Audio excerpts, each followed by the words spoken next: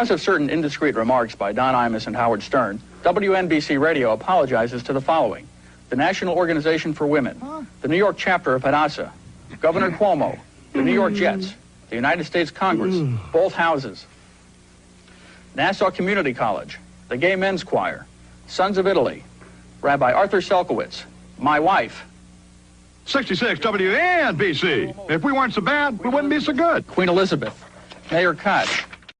Worn out from your long commute to your dead-end job? Then why not relax with the great taste of Paul Buck's coffee? Perfect for the Jedi cat lady on the go who just wants to unwind after a long day of saving the galaxy. Or staring off into space. Enjoy the delicious taste of Paul Buck's coffee. Now at both light and dark side roast. Delicious Paul Buck's coffee. Now available at Costco. Tired of not feeling your best due to joint pain? I don't have time for this. Now with fast-acting Back-to-Teen Cream, you can kiss your sore joints goodbye. Whether you find yourself in a duel or just relaxing at the end of the day with a cup of Paul Buck's, you deserve to live pain-free. Back-to-Teen Medicated Cream, now available at Costco, CVS, and other fine stores. Yeah, I'm not an expert, but I haven't seen hand-to-hand combat this bad since Book Boba Fett. Velma, your fat dumbass is supposed to find out if Daphne likes to go to Browntown or not. I'm trying. This is the first chance I've had to focus. Thank God hot girls would rather be murdered than enter the band room. I knew you was in the role playing, but now you got me in this stupid ass outfit. About time you admit to yourself you like the vag. Dumb bitch. Norville, I didn't come out. I told you, I like Daphne, but also find Fred attractive. You know Fred got a tiny dick. But Daphne, our personalities just click. I can't explain it.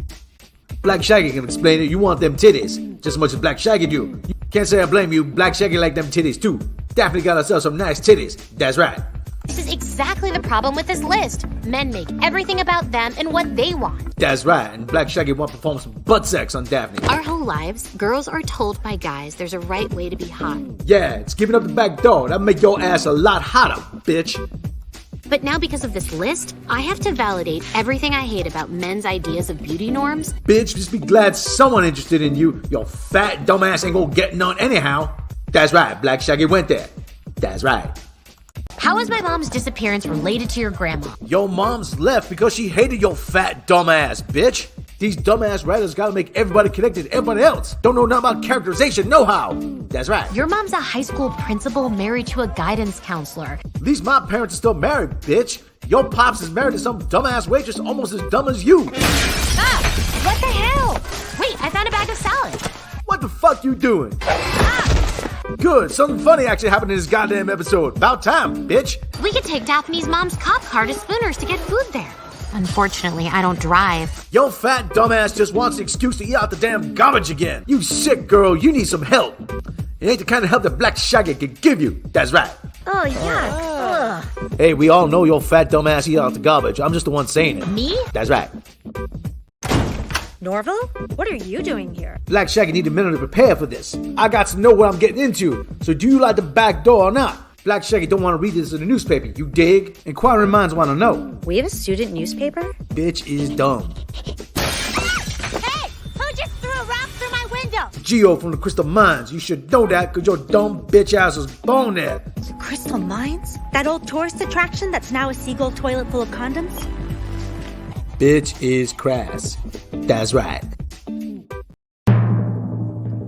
It's the Muppet Show with our very special guest star, Mr. Jack Black, Lizzo, Tim Meadows, Jen Really? Who the is Jen Kober? Okay.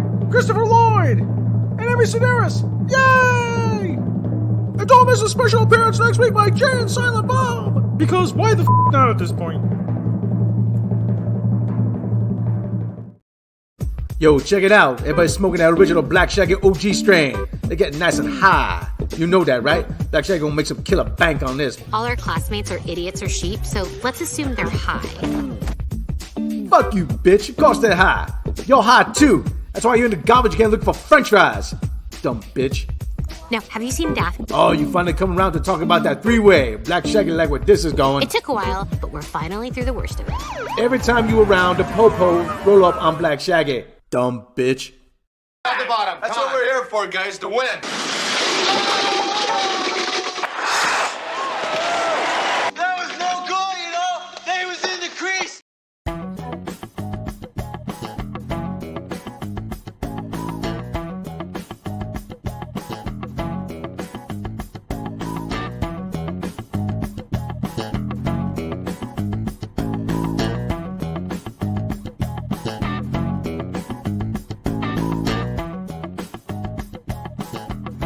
everybody, I'm some morning to NBC, WNBC. I'm in the morning, WNBC. I'm in the morning, WNBC. How's it going? Got my dream is about to be saved. We got Rob Bartlett. We got Russ Oswald, Steve Summer. 66 WNBC. 66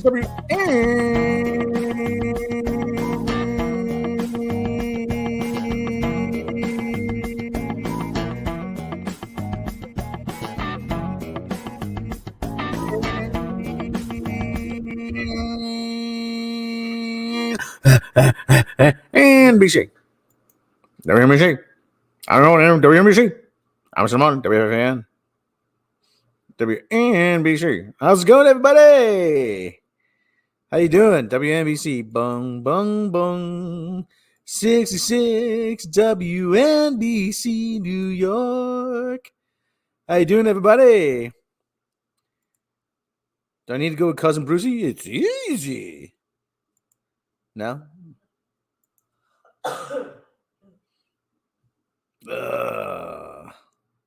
How you doing, everybody? How's Donkey Kong, baby? It's afternoon. It's afternoon in Australia, which you know what that means? I have the most popular afternoon drive time show in Australia right now. I am the number one voice of drive time radio in Australia. Yeah. That's absolutely true. Right now, sort of, maybe. It could be. I don't know. It could be. But let's see what the crowd. Let's see. Oh, we have reaction from the crowd. There you go. See, my fans. That's right. Yeah, that's right. And Naranj is being a pain in the butt. So we got cat cam. Let's go with cat cam. So we got one cat. Got one over there. See, Zabu, buddy, look over here, buddy. You're on TV. Zabu, Zabamofu. What are you looking for, Naranja? His Naranj is down here. Stop the cat cam. Here he is, buddy. Here. Don't eat the camera, buddy. Here. He wanted to eat the camera. And so there's the other one. There's Dim Sum. There's Abu. His Hulk self. He's hulking out, Zabu. He's bulking up.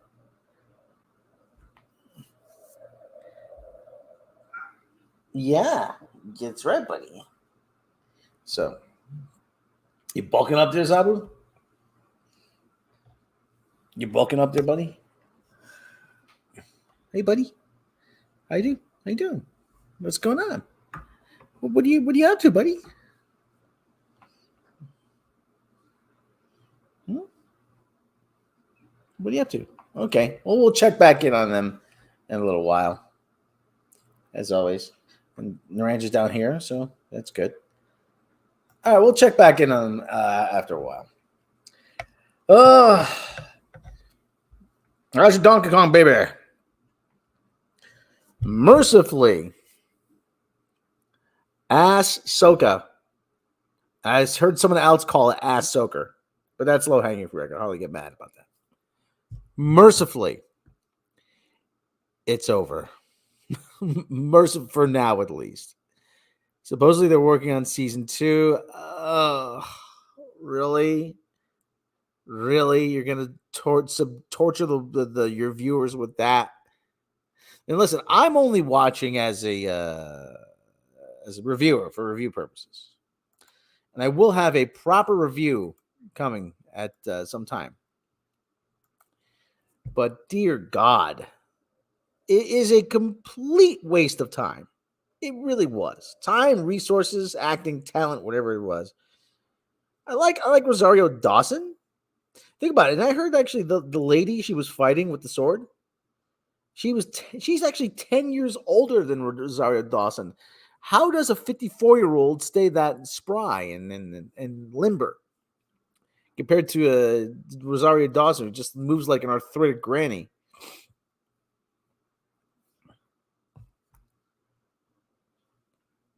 Yeah, I saw the first episode of Low Key.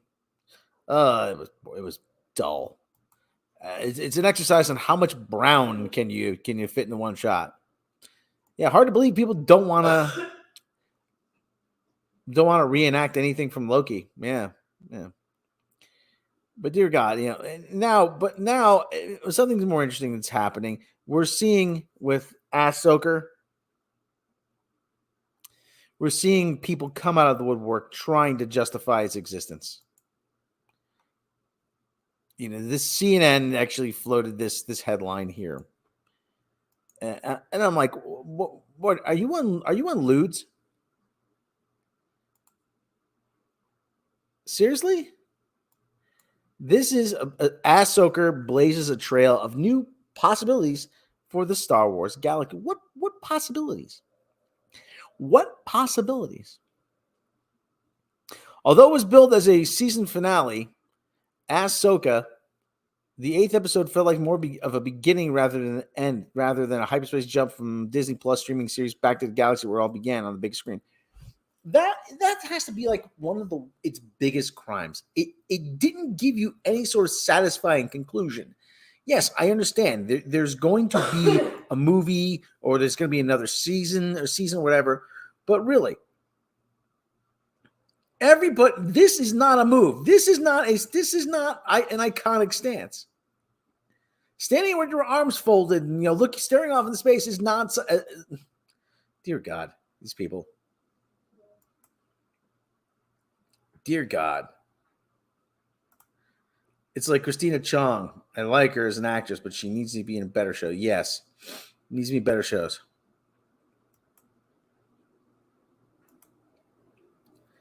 Those expecting anything approaching closure were surely disappointed. It's not closure. It's not we want closure. We want something satisfying.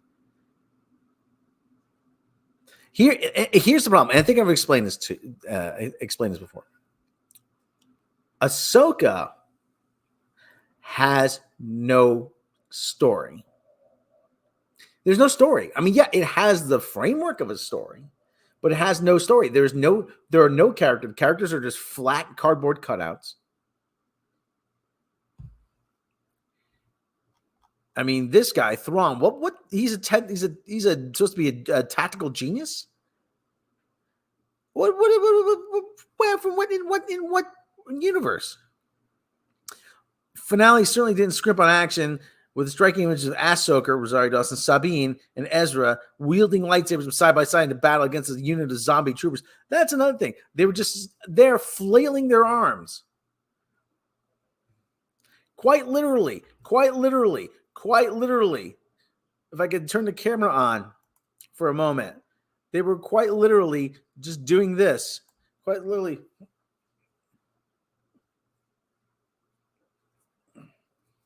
Standing there, all three lined up.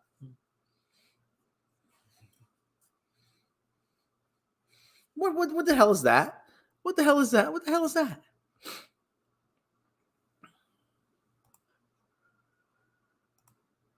Was the show written as though it was expecting audiences to know? Yes, yeah, it was.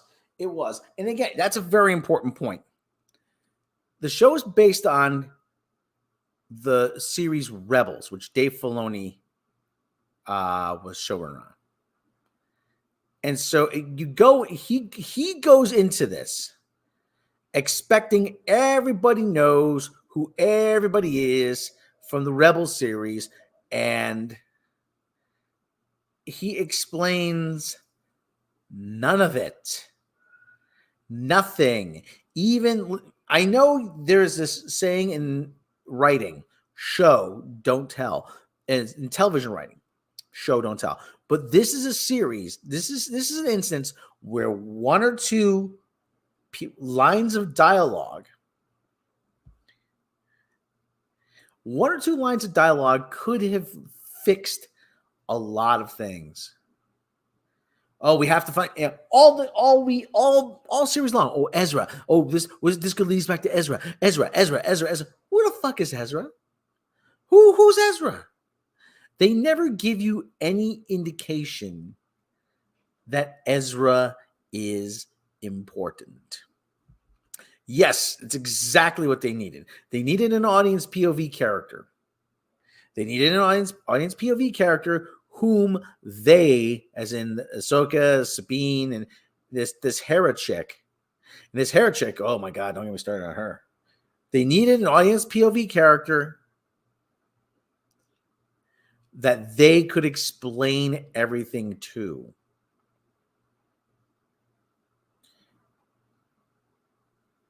But instead, we got who's Ezra? How the hell should I know?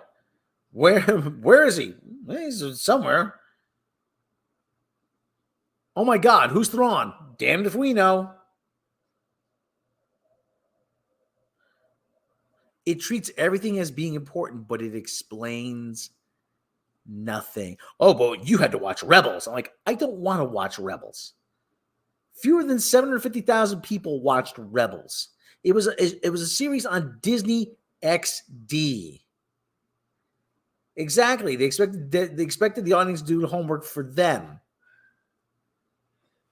And I know you're not supposed to write this. You're not supposed to rewrite something for the producer or for the writer. But you know what? One or two lines here and there could have fixed a lot of stuff. Like I said, what is Ezra? Oh, where? Oh, Ezra. We have to find Ezra. Will this really respect to Ezra? Tell us who Ezra is in relation to these people. Tell us what he did. Tell us. All we get is he's some kind of space Jesus. Why is he important to this? What does he know?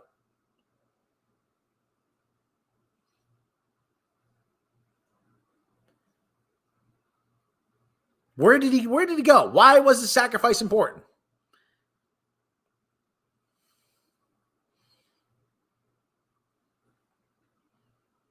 How does he relate to Sabine? Sabina, the teenage bitch, as I call her. How does he relate to Hera and freaking Hera with those stupid goggles? You're flying a spaceship, not going to shoot down the Red Baron.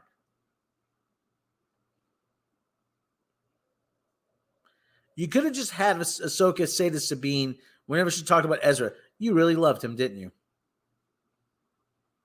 And that sets up the how you talk about the relationship. Sabine, I don't know if I loved him, but he was very important to me. Almost like a brother. Okay.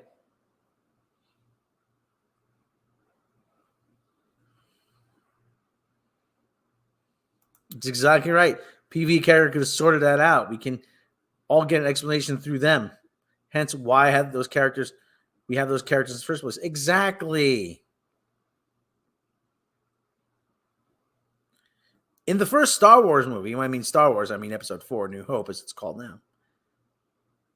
The audience POV characters are R2 and C-3PO. You are watching everything through their eyes. And really, they were supposed to be the main characters throughout the whole series. They're supposed to be the main characters throughout the whole series. They are...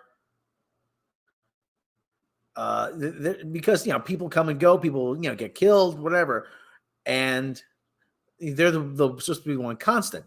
And I read years ago in a magazine that originally Episode 9 was supposed to end with R2 and 3PO in a room somewhere recounting their adventures.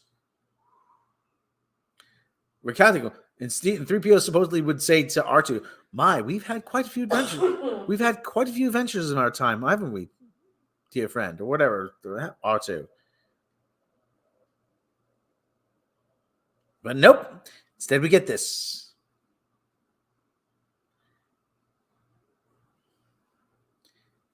And let's not listen. And the other thing, too. What was their plan to stop Thrawn? What was their plan? They didn't have a plan. Their plan was quite literally to show up and board the ship. Okay, then what? Then what are we going to do? We didn't even hear an instance of like why they should show up and board, why they should board the ship. If the ship manages to secure the docking clamps, we only have 3 minutes before they go to hyperspace. We have to take out the hyperdrive. We have to take out the navigational computer.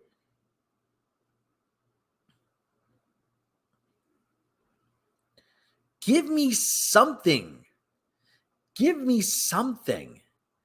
Oh, okay, yeah. We have to stop him from the docking clamps from securing the ship. Oh, okay. Oh, okay. Oh, there's a goal. They're going to speak to Thrawn's manager, then realize he is the manager. Yeah.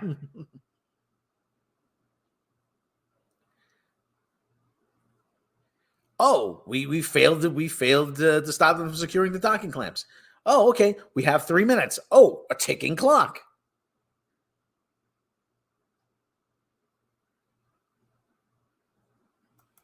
Dave Filoni.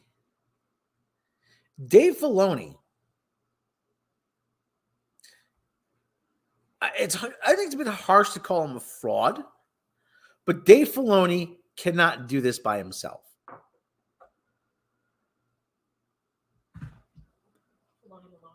He's a Filoni baloney.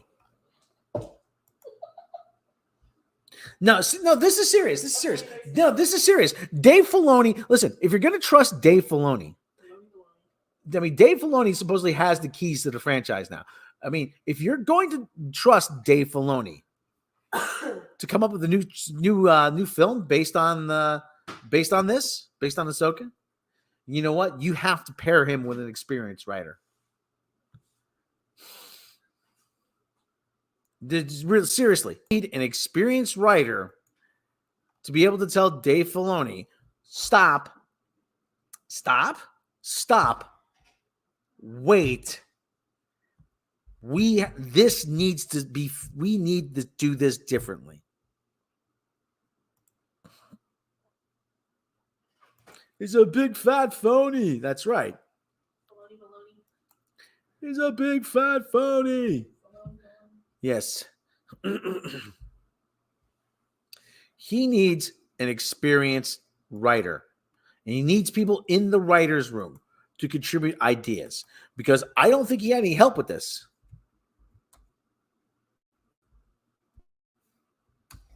I really don't think he had any help with this. He needs someone to bounce ideas off of.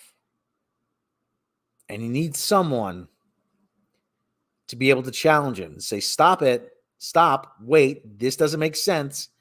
We need to fix this.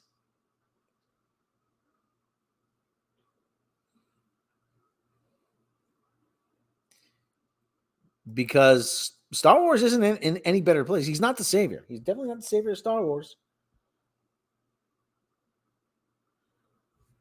Yeah, the only help Filoni had was how to use toilet paper. That's true. But at least there's one, believe it or not, there's one outlet that isn't drinking the Kool-Aid. It's not really who I expected. It's Rolling Stone. Ahsoka finale is a disappointing end to the Star Wars spinoff.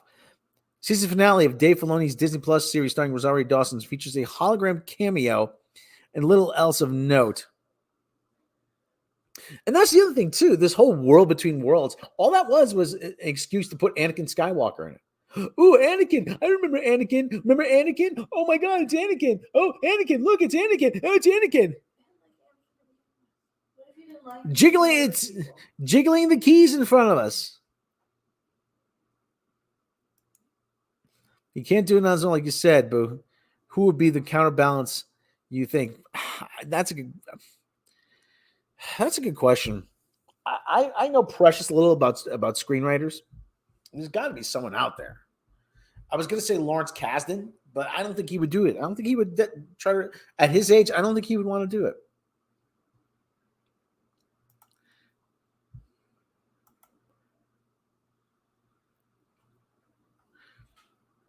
maybe someone like I'm blanking on screenwriters. Really, there's got to be a screenwriter out there. Ron Moore, maybe Ron Moore.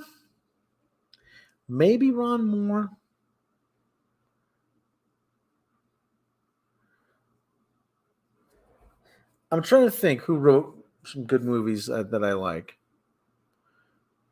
or even a writer from novels. Sticks in Vegas. Sticks. Oh, Cheap Trick. You were gonna look at Cheap Trick. Yeah, okay, we'll do that. We'll do that. Sticks, January 26th through February 3rd. At the Venetian. Sticks, one of my favorites. Have you ever seen them? No, I've never wanted to see them. I've never wanted to see them. What can I tell you? Raymond, you better get out here soon. That's my. Take me these sticks. It's one of ours. Saw you in that Sticks shirt, sexy motherfucker.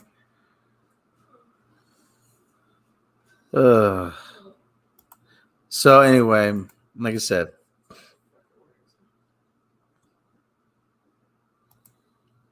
it's been one of the writers of George's live action show before it was scrapped. Yeah. Well, like I said, season finale of Dave Filoni's Star Wars series starring Rosario Dawson features hologram cameo and little else. The post contains spoilers for Ahsoka finale, which is now streaming Disney+. The Ahsoka finale, the Jedi, the Witch, and the Warlord, invites many questions. What exactly is the deal with the zombie night troopers? Why would a witch need a sword? What has been motivating ex-Jedi Baylan Skoll? Why does General Grand Admiral Thrawn look so much like Elon Musk when actor Lars Mikkelsen in real life does not resemble the owner of the social media network formerly known as Twitter? Most importantly, though, is this. Exactly where does Ahsoka creator and Star Wars TV boss Dave Filoni intend to continue the story? The finale to be continued in virtually every sense. Ahsoka, Rosario Dawson, Sabine, Natasha Leo Bordizo, Huang, David Tennant. David Tennant, you make David Tennant a robot? Really? Are trapped in a galaxy far from their friends, as are Baylan, Ray Stevenson, and his apprentice Shin Ivana Sakno. Thrawn and his crew made it back home and are preparing to set up shop on Dathomir, the homeworld of the Night Sisters. And Ezra Iman Esfandi, having stowed away on Thrawn's ship, has reunited with Hera, Mary Elizabeth Winstead, and the rest of the New Republic. It is in no way a satisfying ending to an 8-episode season of television, unless all you care about is a glimpse of the Force ghost of Anakin Skywalker, Hayden Christensen nodding approvingly at whatever emotional journey his former Padawan Ahsoka has just gone through. There's no plot resolution and barely any thematic closure, but Filoni clearly does not intend for this to be the conclusion to any of the stories. There seem to be 4 options available to him: a second season of Ahsoka, an upcoming season of The Mandalorian, since some of that show's ongoing storylines for some reason wrapped up over on Book of Boba Fett, a planned movie written and directed by Filoni, dear God help us, that's meant to tie together the strands of all TV series that he and Jon Favreau have run, all the above. How long is this? It's pretty long, actually. None of the choices are ideal, not least because between SAG-AFTRA strike and the complexity of producing these stories, it could be a couple of years before we see Ahsoka and company again, thank God, under any title. There also aren't official orders yet for Ahsoka Season 2 or The Mandalorian Season 4, though Favreau says he's already written the latter, and it's hard to... I got a loogie back there. It's hard to imagine Disney Plus not ordering at least one of those, if not both. Even the movie isn't guaranteed to happen, given how many Star Wars films have been announced and then abandoned in the years since the rise of Skywalker. But while we can assume the plot, can you grab me a bottle of water, please? But while we can assume the plot will continue somewhere, it's terrible messaging to give viewers. Whether Star Wars obsessives or casuals, no word on when or how, even if this will happen. In contrast, the Disney Plus Marvel shows often end with text saying where the main characters will appear again within the larger MCU. Filoni and Favreau's series, on the other hand, have been more muddled on this front, The Mandalorian Season 2 ended with a note promising that Boba Fett would return in the Book of Boba Fett, but did not prepare anyone for the idea that significant Mandalorian events would happen on the spinoff. And the next Mandalorian season in no way attempted to explain the details of Mando and Grogu's reunion. There were even clips of it in the premieres previously on montage. You could perhaps compare Ahsoka's finale to The Empire Strikes Back, which also concludes our heroes in various states of limbo and the villain's ascendant. But the audiences in 1980 knew that another movie was definitely in the works. And Empire told individual character stories about Luke, Leia, Han that were satisfying even within the context of the story where our heroes lost every battle.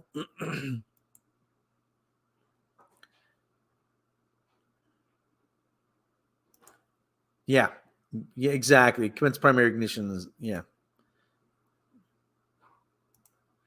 It's over 9,000. Wow, what's this?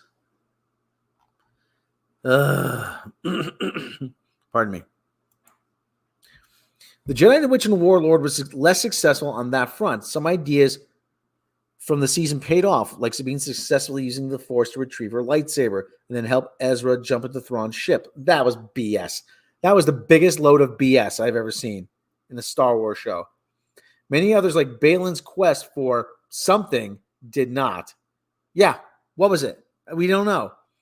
This is perhaps the most egregious instance of Ahsoka making Filoni's animated series into required reading. There you go. We're getting to it. The statue we see Balin standing on is in the likeness of the Father, the all-powerful figure who is perhaps responsible for the Force itself.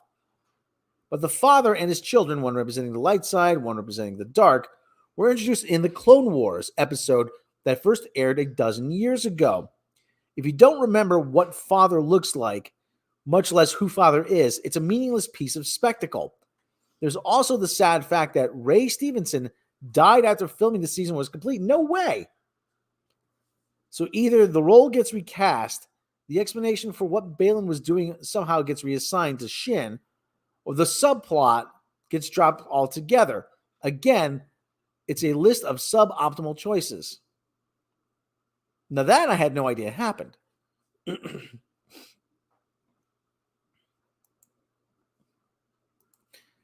Oh, God.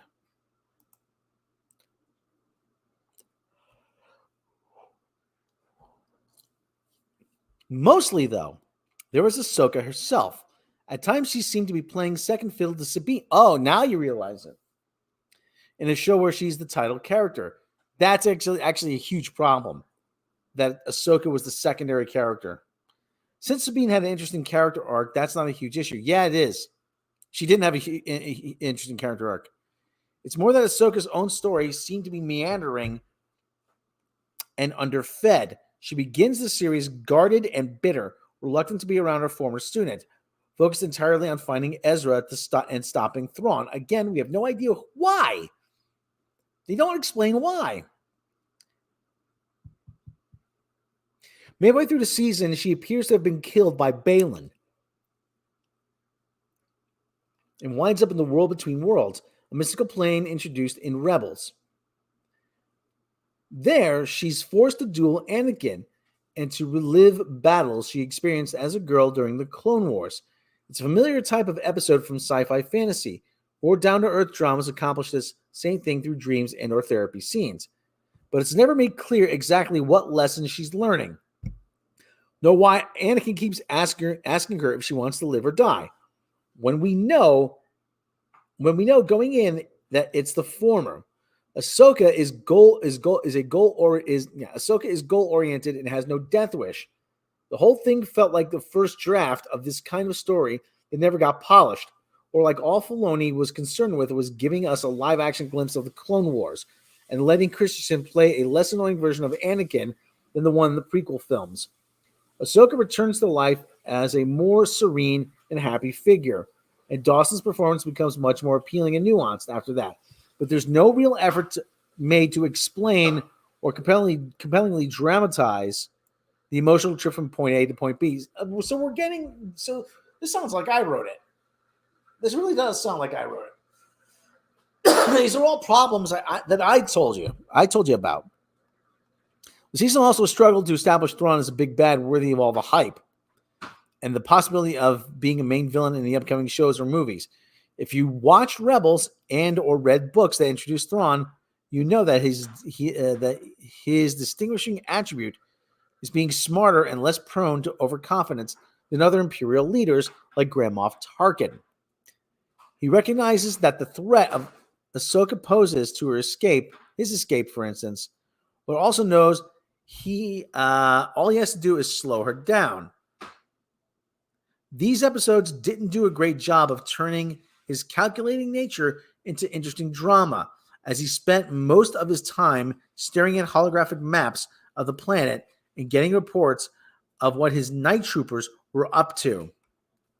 There's also no real explanation given for why the troopers have remained so fanatically loyal to him, even after he got them stranded so far from home in such a hostile environment. In a longer season, there might have been room for an episode like The Other 48 Days from Lost, where we see what life has been like for the crew in the years since Ezra trapped him there, and the events that have made them more devoted to Thrawn than ever. Okay, so closing in here. The finale at least picks up the pace with the pacing of this crap was you could have truncated a lot of these episodes. Seriously, you could have trimmed out a lot of it's just people standing around and folding her arms. Everything is written also like it's supposed to be some kind of meme. It's not. It's not a meme.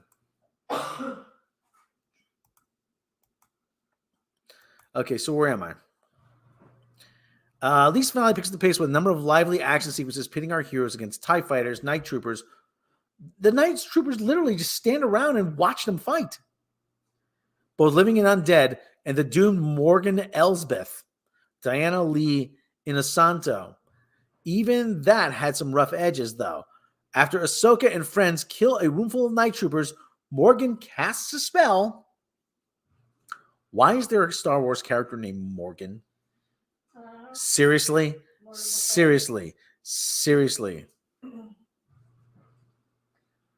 Morgan casts a spell reviving them in zombie form, but there's no rhyme or reason to how these zombies behave, nor to how many troopers total have been affected by this spell. At first, it seems like only these dead soldiers have been zombified, but soon it appears to be all the ones remaining on the planet's surface. Sometimes they shuffle along like they're from The Walking Dead, and at other points they are sprinting like they're in 28 Days Later. Some of them can be injured and get back up, while others are impervious to any harm short of serious head wounds. At times, they relentlessly pursue our heroes. At others, they're content to stand and watch Ahsoka duel, and then kill them. The woman who they're content to stand and watch Ahsoka duel, and then kill the woman who created them. As with so many other aspects of the series, the zombie business seems to have been conceived with an endpoint that no one worried about properly setting up. Yeah, and that's another problem. It doesn't pay off anything.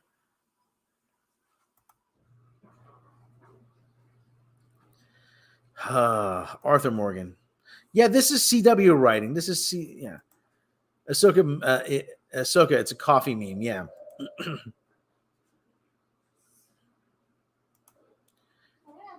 The first season of The Mandalorian, coupled with hardcore fans' love of Clone Wars and Rebels, seemed to establish Filoni as the creator best suited to steer the franchise out of an extended rocky period. But the later seasons of the show, not counting Andor, which Filoni didn't have a hand in, have been uneven at best, genuinely bad. Anything on Book of Boba Fett, not involving Mando or Grogu at worst.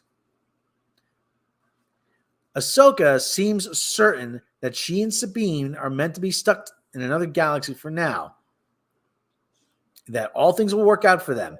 It's hard to feel quite as confident about Star Wars itself at the moment, regardless of where or if we see Ahsoka next. Yeah, nail head. I mean, yeah. Pretty much hits the nail on the head. Really does. I mean, seriously. Seriously. I mean, really, it's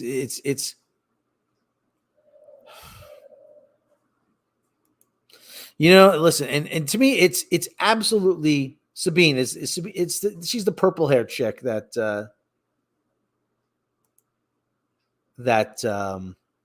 they think is important, but really not.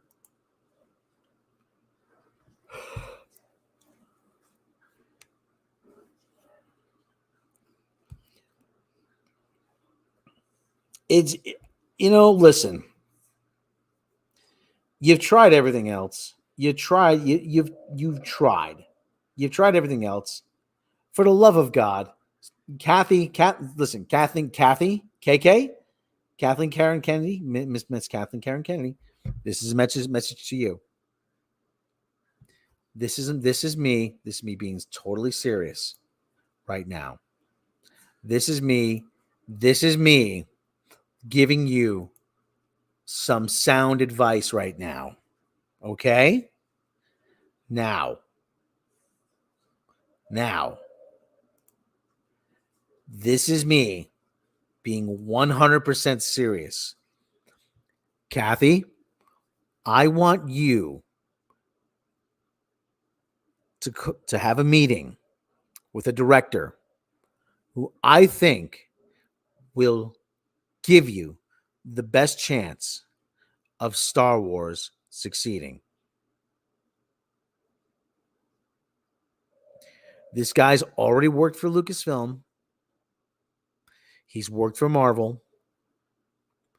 He's made some good movies. He's made a couple bad movies, but you had your differences with him.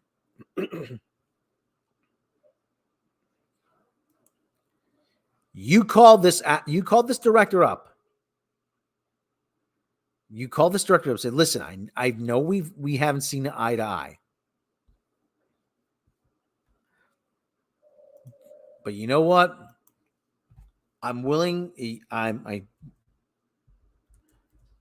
I really would like you to. I really would like you to work on a new movie for me. And I know you're the right guy to do this because you understand the property probably as well as anybody else. I've seen your work, and your work is very good. Getting to that. You've worked at Lucasfilm. You've worked at Marvel. I'm well aware of your track record. I'm offering you the chance to have a blank check here. Whatever you want. We'll get you the best resources. We'll get you the best writers. We'll get you the best special effects team. Anything you want, it's yours. And that director is Joe Johnston. That director is Joe Johnston. And I'll tell you why. Because he was Lucas's special effects guy for years. He made Captain America: The First Avenger, probably one of the best Marvel movies from Phase 1 or Phase 2, whatever.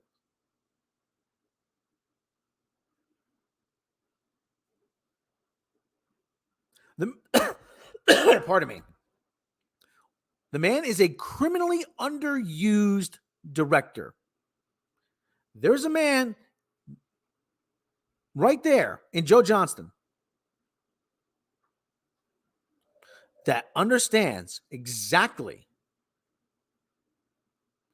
how to do a movie like this.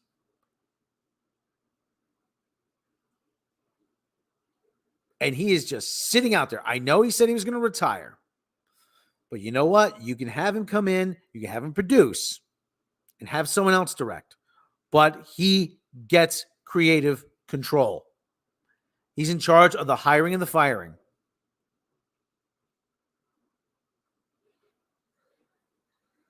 You get Joe Johnston.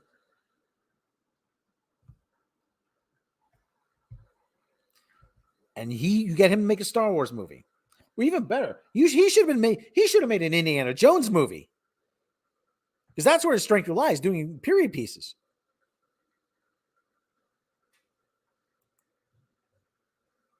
You get Joe Johnston. And if he does a Star Wars movie the right way, that is a license to print money. And they don't see eye to eye. They had a falling out on the set of Jurassic Park 3. I'm not sure what exactly happened.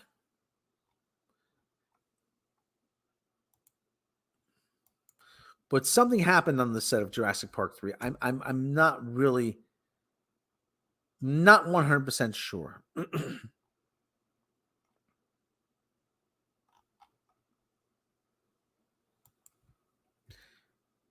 I think it was a situation where, let me see if I can find here.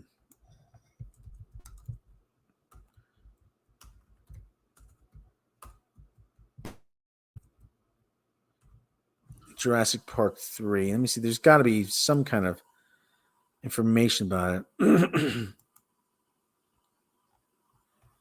Jurassic Park 3. Well, just for the quick plot, cast, production. Buckman draft, casting further rewrites. Johnson felt that Buckman's draft was too complicated. Let me see. Filming. Payne P. Buckman. I'm trying to. Locations, creatures on screen, music, marketing, merchandise, cell phone promotion, home media, box office, critical response. There was some sort of falling out between Kathleen Kennedy and Joe Johnston. Macy also Spielberg accepts. Come on. William H. Macy. Johnston thought about quitting the project on a few occasions because the uncertainty about how the film would turn out, considering that it did not have a finished script. He said that making the film was a living hell on a daily basis, and that shooting without a finished script was nerve-wracking, but it was also a way of freeing up the whole creative process. We could literally decide, this is from Wikipedia, literally decide on the day how we wanted the scene to progress. I'm not saying it's the way to make movies, but it gives you more freedom. Johnson said the actors were very flexible and that they dealt with the lack of finished script the best they could. Alessandro Nivola criticized the film after its release, saying in a 2002 interview, it was like the only part I've ever done that I just had nothing for me to latch onto character-wise. It was kind of maddening. The actors were frequently bruised during filming. Tia Leone said, more of my makeup was to cover the real bruises than the fake ones. Michael Lantieri, who worked on the previous films, returned special effects. Okay.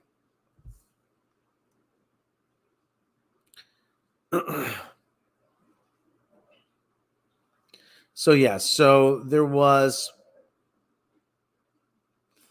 some issues with Joe Johnston and Kathleen Kennedy.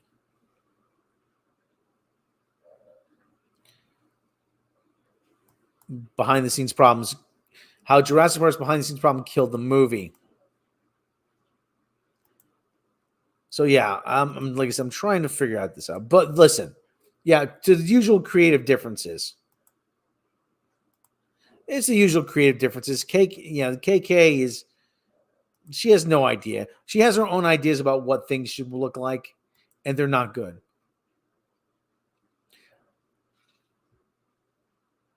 Yeah, did she? She probably fired. During interviews, Jurassic Park 3 was released, Joe Johnston spoke candidly about the film's main production problems, which included shooting without a finished script. 2 prior ideas for Jurassic Park 3 were scrapped in the months before production.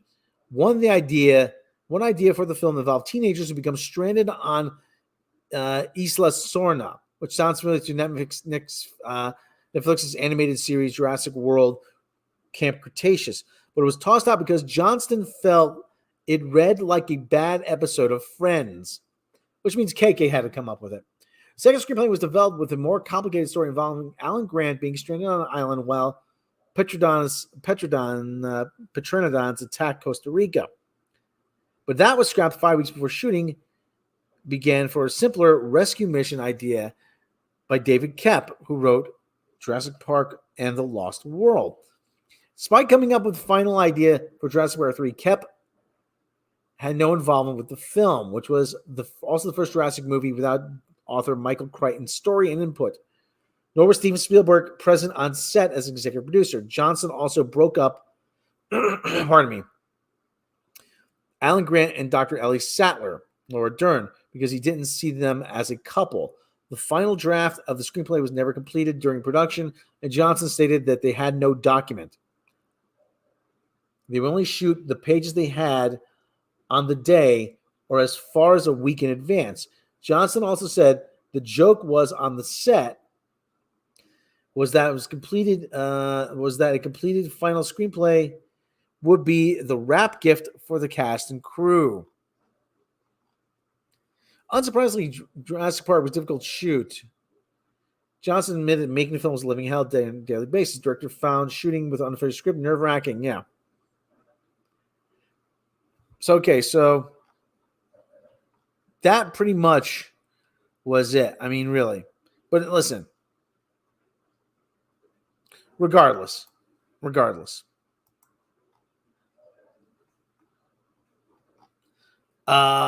I said, you get Joe Johnston to direct, and I think you're gonna have a hit movie in your hands.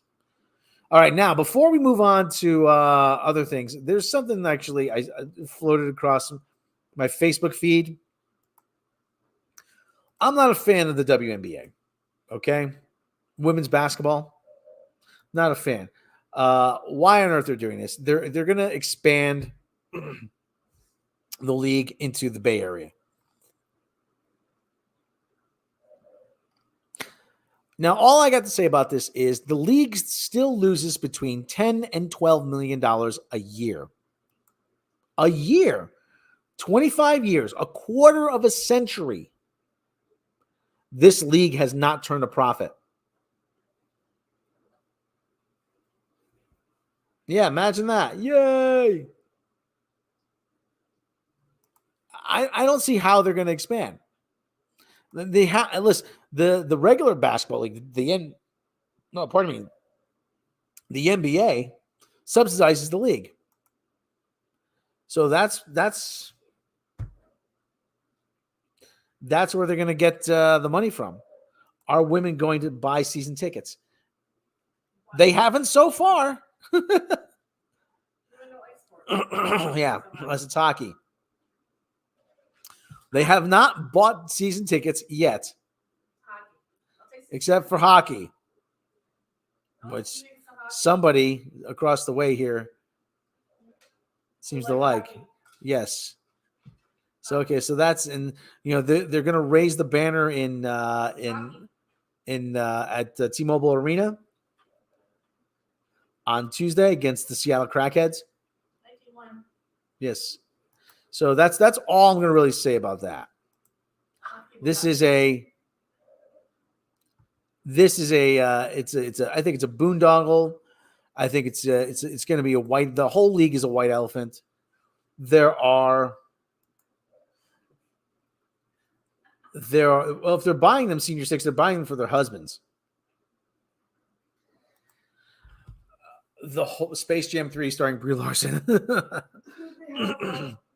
one Thompson say something about What? about the basketball shirts. They did? Yeah, on Twitter today. Oh, okay. It's probably saying good for them. What are goalies? They have really good goalies. So anyway, like I said, I don't know who's going to go see this. Yeah, more money lost. The team's not going to play until 2025 at the earliest. So, and they're going actually into a failed market. They're going into Oakland. They're not going into the Chase Center in San Francisco. They're going into Oakland. The Golden State Warriors moved out of Oakland for a reason. What does Mr. Khan think? Yeah, I don't know. Let's ask Mr. Khan. Let's ask Mr. Khan what he thinks. I'm sure we could coax him out. We can find out what he thinks.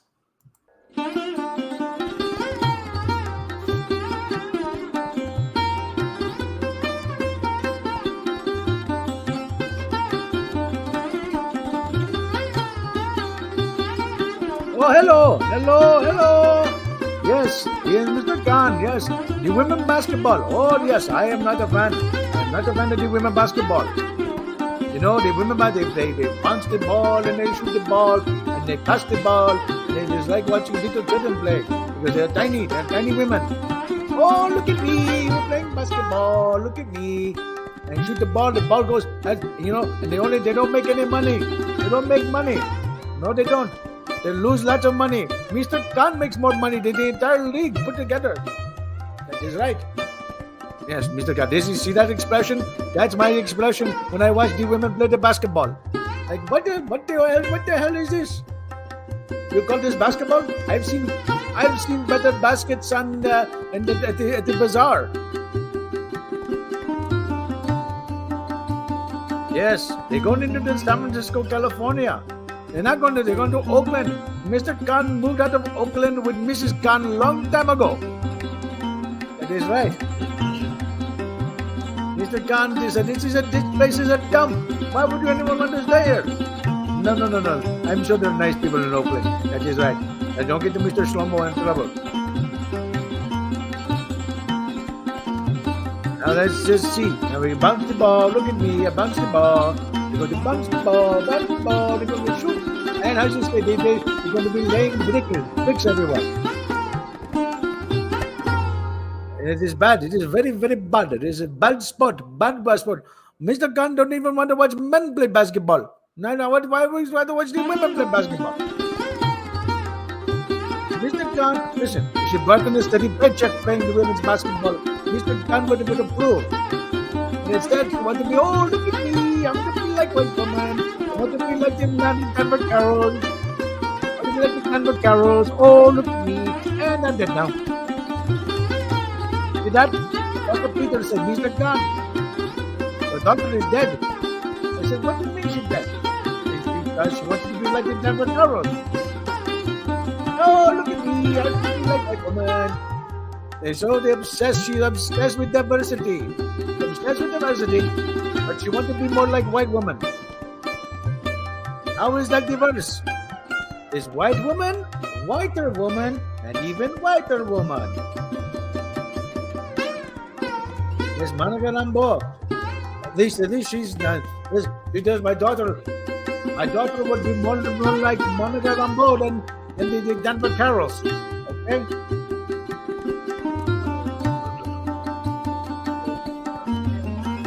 That is right. There's a 1.5 billion of us. And now you want to be like white woman? What is wrong with you? My daughter, what is wrong? White people are minorities. White people, you got to rule this bit. Okay? There's going to be Lacoste on every corner. That is racist. The Shlomo robot is getting racist. He's getting racist. That is right. He's getting more racist. He's getting more racist. It was the female Arab impression. Hello, how are you? I am the female, I am the ocean man.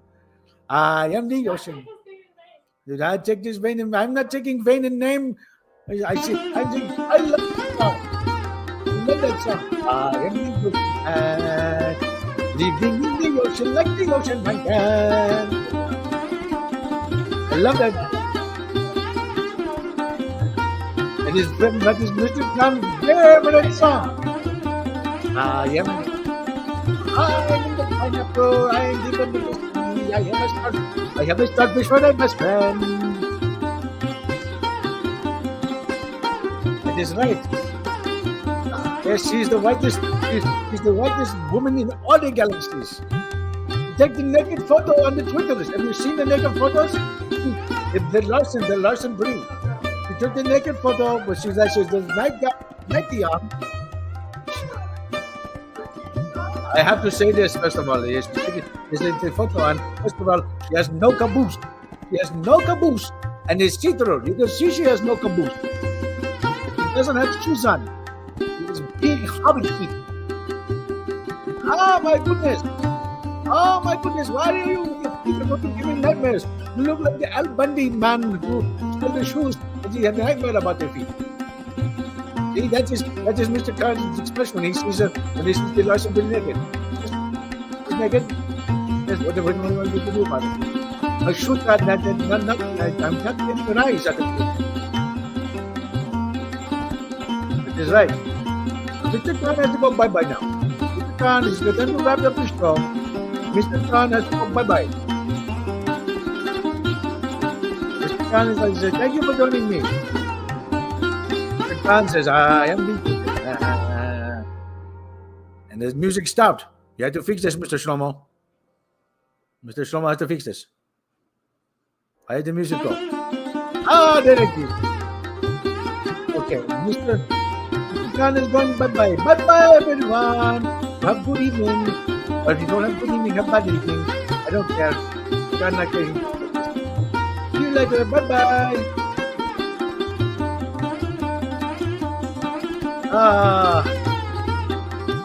Great, Mr. Khan. Always nice to hear from Mr. Khan. Always nice to hear from Mr. Khan. He's such words, such a font of wisdom, isn't he?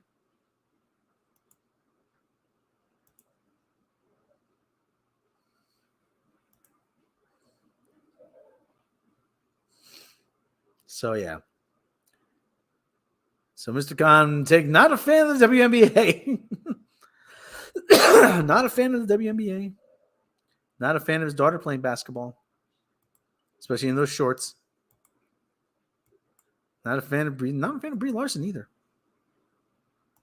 So okay, so we are going to head into a new. Well, it's not a new segment anymore. We've been doing this for a while.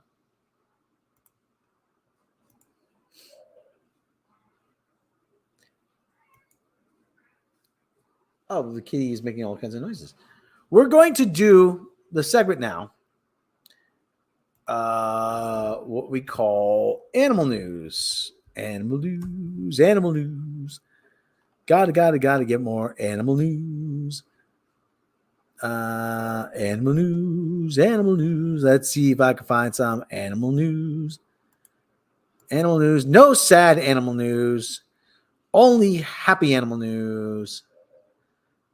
We want only happy animal news. Hey. And it doesn't look like we have any happy animal news.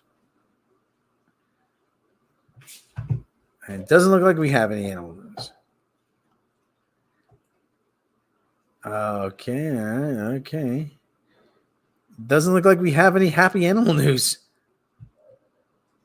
Just roll around. Just use her. Yeah, okay. There we go. We have a playful animal here. Just roll around. There's some catnip or something. Here. There's a happy animal right there. She's a happy animal. So that's news. This animal's happy. So, what about Tim Pool's chickens? They're food. Dimple. No, well, I can't find any happy animal news. That's the problem. I can't find any happy animal news. There's a lot of sad animal news. But like I said, that we have one rule, and that is oh, wait a minute. This is kind of happy. Okay, this is kind of happy. Actually, this is kind of happy. So, okay, so there's a happy animal there. So we're going to go to this one.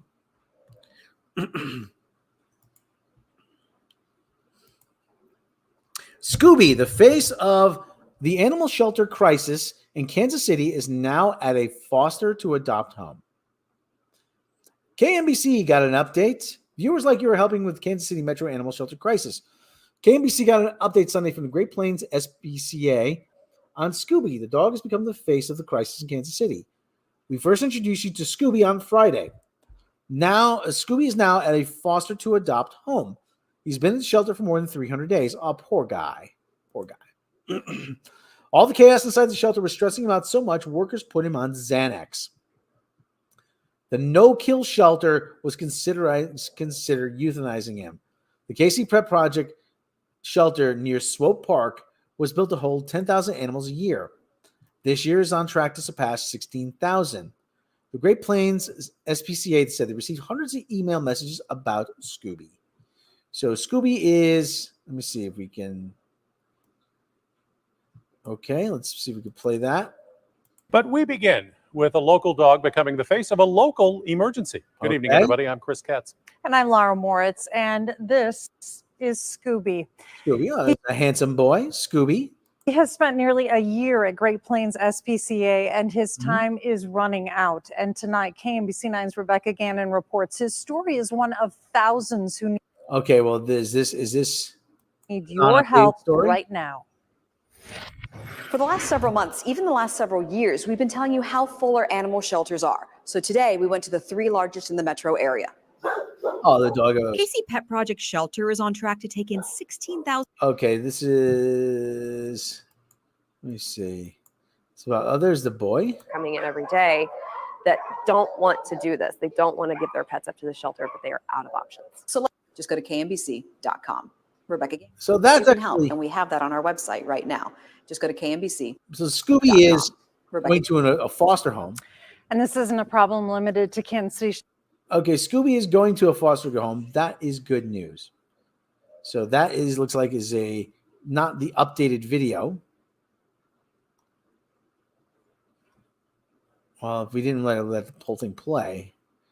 Yeah, there's cat piles everywhere. I got Cat- one here, I got one there. One We got another cat pile. No, don't put the camera on. Okay, so, but Scooby is going to a foster home. He's going to be happy. And we are going, hopefully he will get a forever home. So, yes, a more compelling story than Velma ever could be. So, okay, so there's that story. Let's go on to a segment called Future Headlines. Now, as we all know, news breaks fast, but sometimes it breaks too fast. And that's why, to try to stay ahead of it, I subscribe to a special service that sends me headlines about news from the very near future. Could be a couple days, could be a couple weeks, could be a couple months, could be a couple years. But the important thing to remember is that these headlines are all from the future.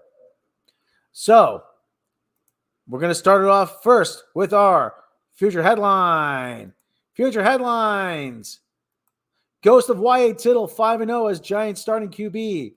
After quarterback Daniel Jones was sidelined with a neck injury, the New York Giants, who were desperate for some offensive help, reached out to their departed former quarterback Y.A. Tittle. Tittle, who died in 2017, was extended a contract offer and has led the Giants to 5 consecutive wins. Tittle said in a post-game interview, "If I knew it was this easy to win games when you're dead, I would have signed up a long time ago." So that is your first future headline. Our next future headline. Fans realizing Star Wars is completely pointless. Much to the shock and dismay of the Walt Disney Company, who bought the property in 2012, fans of the long-running Star Wars franchise have finally come to the realization, bless you, that the series is completely pointless since the House of Mounts purchased it. A fan at a convention who refused to be identified said, it just dawned on me it just dawned on me all that time and money I wasted following this thing. I could have been doing something useful, like playing guitar or watching hockey all these years. So that is our second future headline. And our final future headline. That's not it. Did I add the same one? I added the same freaking one twice. Son of a biscuit. Oh, for frick's sake. Well, okay. It was funny. It was funny. What was it? There was one with you, I think. Was it you finally got this bitch out of your hair? Hold on. Oh, I made the same one twice. Yeah. Darn it. I made the same one twice. Oh, well. Trust me, it was funny. It's about how Aaron Freeman is going to come and... I don't know, whatever. I can't remember what the other one was. But it did. Okay, so only to... Future headline. Ahsoka disembowels... Huh? Future headline. Ahsoka disembowels herself with lightsaber after telling Sabine that it's time to move on. So, I don't know. Anyway, so those are our future headlines. I'll have 3 future headlines for you next week. So, but right now we have it is NFL Week 5, and we are going to go over the scores this week in the National Football League. So let me see something here. Hold on.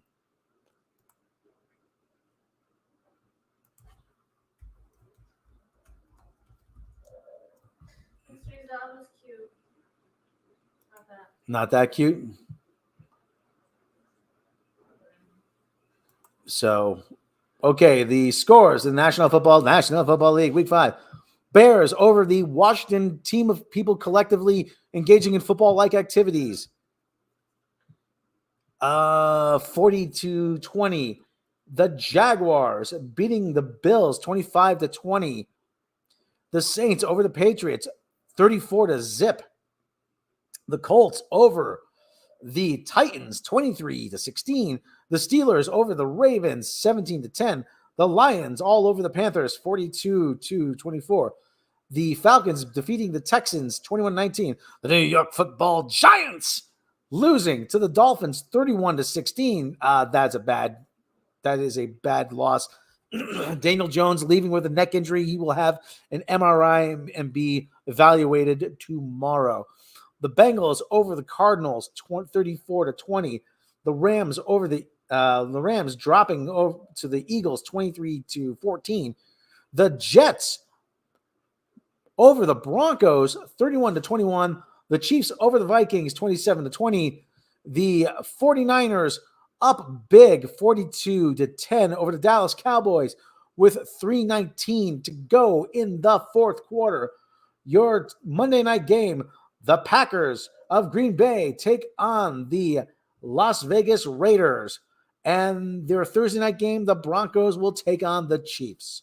So there is your almost, what? Hockey? I don't have hockey news yet.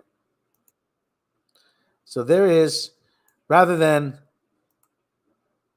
go through the whole rigmarole of thing. So there, where is it? Rather than me doing all the theatrics. Come on. So.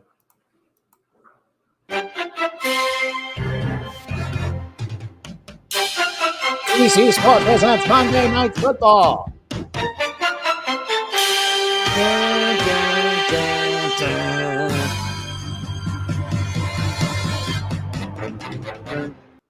And that's all I can play. So, okay. This just in from NFL. EA has been fired from creating more Madden games. Rights have been given to newly resurrected LJN. Have they? Have they? Have they? Really? Yes, you're pulling my leg. You're pulling my leg here. Hold on.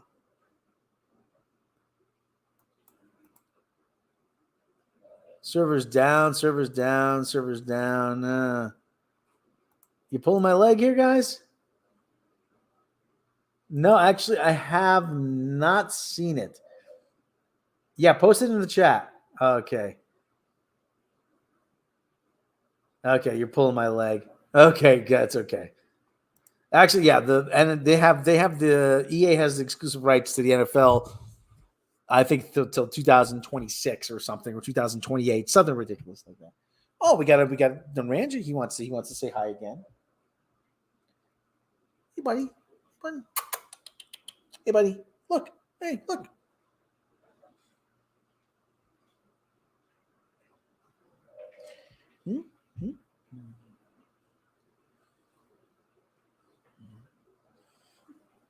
There you go. My big hairy knee. There is dim sum.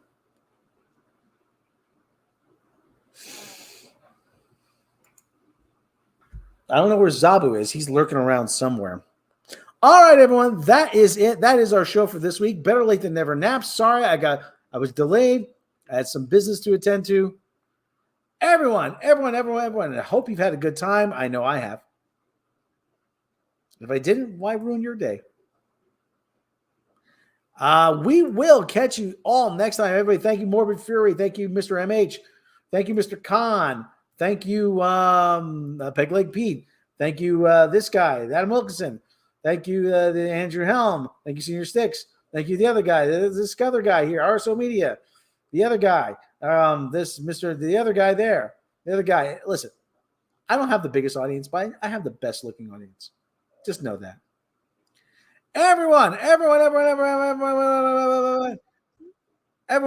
yourself a good day. No drinking, no driving. We want to see you back here next time. And are you got a stream coming up? Maybe. No. Mecca might have a stream coming up. I might be playing a game later. The Battle for Butttown rages. And as always, thank you all. Thank you, Morbid Fury. Again, from the number one rated drive time radio show in Australia. This is Rob Robot Shlomo saying we will catch you next time.